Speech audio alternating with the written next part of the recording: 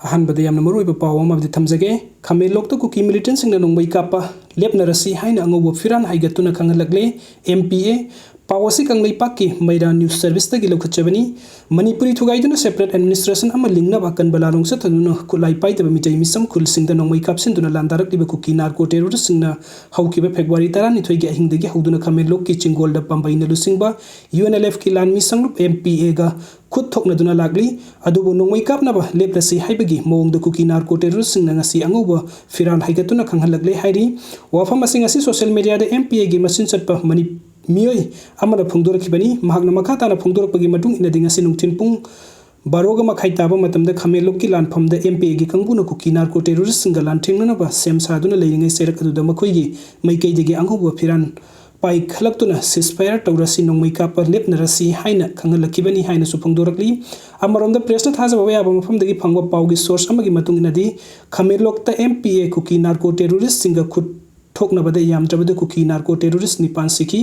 असिबाक्संग सिंग तादुना लेरिबा मफम अदुदा कुकी नार्को टेररिस्ट सिंग संगसिनदुना लौथोकपा ngamdana leiri makhoina leijabi upai sizinaduna asibaksang sing lौथोकनबा होटनबदा अंगौबा फिरान हाइगतुना सिसफायर तौसी नोंगमै कापनबा लेपसी हाइना खंगलकपा ओइगनी हाइरी अदुगा मथंगी अपडेट असना सुगनु कदांगबन अमदि पुखाउ संतिपुरदा कुकी मिलिटेंट सिंगना बॉम अमदि नोंगमै कापसिनदुना लांदारखरे कुकी मिलिटेंट सिंगना तोंगान तोंगान तंपाकी खुलहुमदा नोंगमै अमदि बॉम कापसिनदुना लांदारकपा लेपत्रे ngasi पुंग निपान रोम ताबा मतमदा सुकक्सिंग डिस्ट्रिक्ट के सुगनुगी मफम होमदा कुकी मिलिटेंट सिंगना लालोई फाइ नापट अमदि दोंगयांग रोमदगी बॉम अमसुंग नोंगमै राउंड कया कापसिनदुना लांदारखरे सिक्योरिटी फोर्स की मैकैदगी सुमनिपुरी टूरेल की मनाक तमना सिंगसिनदुना कुकी मिलिटेंट सिंगी मैकैदा नोंगमै कापसिनदुना तकथोकनबा होटनखी मसिगी मतुंगदा मतत मतत ओइना कुकी मिलिटेंट सिंगना नोंगमै कापगी थबुक सथरखी सिक्योरिटी की कंपुना अकनबा मोंगदा गाक्सिनबगी थबुक सथरी हाइरी अमरोमदा ngरang numtang pung 8:45 ताबा मतमदा इम्फाल वेस्ट डिस्ट्रिक्ट की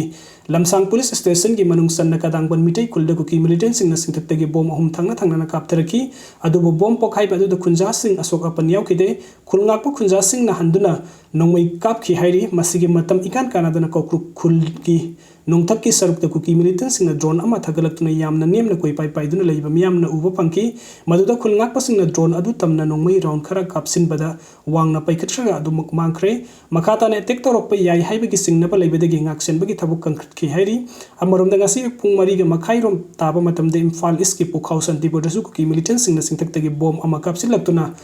पोखाई हनकी बॉम पोखाइबा अदुदा खुंजासिंग अशोक अपन यावखिदे खुलंगाकपा सिंगना हंदुना नोंगमै कापखि मसिगी मतुंगदा मखाताना कुकी मिलिटेंट सिंगना नोंगमै कापलेखिद्रे हाइरी खुंजासिंग मैकैदगी फोंदोरकपगी मतुंगदे पुखाउ संतिपुरगी सिंगी सरुकता अफबा मखलगी खुलाई पाइबा कुकी मिलिटेंट सिंग संगसिनदुना लैरि हाइबा खंगना खंगना मणिपुरी लेंगाकना हौजिक फावबा तकथोकपा ngamdaduna लैरिबसि करिगिनो ngahak leitana कुकी मिलिटेंट सिंगना नोंगमै अमदि बॉम कापसिनलकपदगी खुंजासिंग लेताना लैबा ngamtre असन अना यावबा अहल सिंगदना हेन अवाबा मयोगनरे मरम अदुना मणिपुरी लेंगाकना हेनबा सिक्योरिटी फोर्स थजिन बिदुना कुकी मिलिटेंट सिंग असि पुखाउ संतिपुरगी मैकैदगी तकथोकपियो हाइरी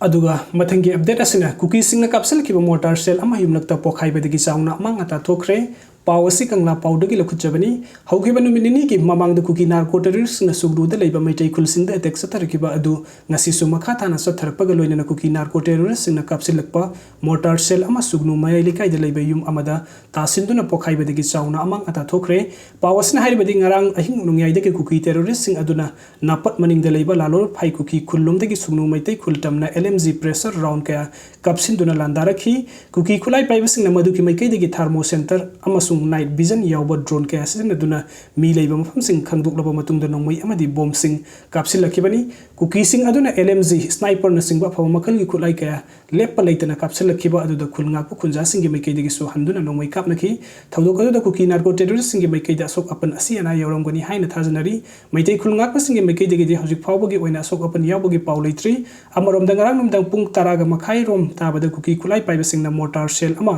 कापसिलकपदगी सुगनु मयाइ लेकाइदा लैबा युमलेम्बम इबोमसा कौबा मियोइ अमगी युमदा तादुना युमगी सरुक कया अमांग अता थोखरे अशोक अपनदी याहौद्रे हाइरी